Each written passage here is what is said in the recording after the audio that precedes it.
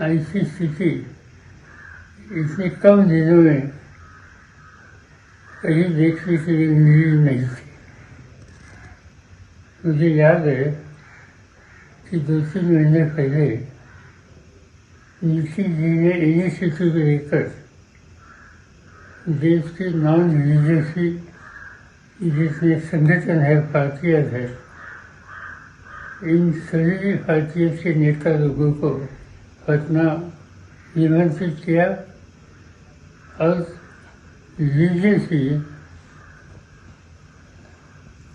ये उनको कंट्रोल करने के लिए वायरल अंतर्राष्ट्रीय मिलकर कैसे कर सकते हैं, इस पर एक बहुत प्रभावी स्पीच दे दिया और इसकी आवश्यकता भी उन्होंने बताई और उसी लाइन पर वो काम करते थे। ये काम फिर से 15 दिन तक था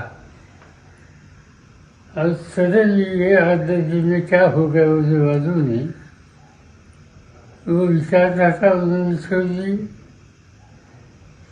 जो कार्यक्रम देश में लेने की आवश्यकता थी वो देश के सामने बोलते थे, वो बात उन्होंने छोड़ दी और आज भाजपा के साथ बैठकर उन्होंने सरकार बनाई। आज तक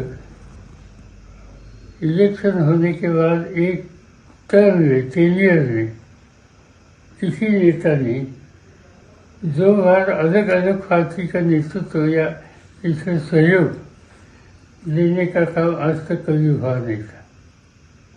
नीति जी ने वो रिकॉर्ड किया, वो बीजेपी के साथ थे, बीजेपी को छोड़ दिया, लालू जी के पार्टी के लोगों के साथ रहे, हुकूमत बनी, बाद में वो छोड़ दिया, बीजेपी के साथ आज फिर जा रहे। मुझे लगता है ऐसी स्थिति आज तक कभी हुई नहीं। वो स्थिति उन्होंने कर एक रिकॉर्ड किया। इससे पहले हरियाणा का नाम जो देश के सामने था और वहाँ आया राम गया राम नाम की फेज देश में पॉपुलर हुई थी। अगर हरियाणा का आया राम गया राम युद्ध स्थिति है, इससे भी ज़्यादा आज नीति से निकल के देश के सामने कुछ रास्ते दिखाए। आज इस बारे में कुछ बोलना ज़्यादा नहीं, आवश्यक नहीं।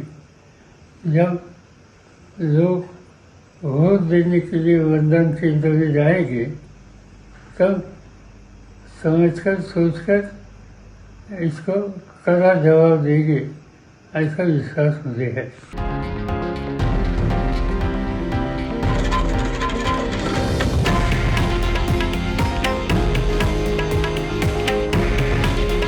हे आहे देशातील नंबर 1 न्यूज नेटवर्क आणि आपण पाहत आहात TV9 मराठी। काळजी तुमची, हित महाराष्ट्राचं।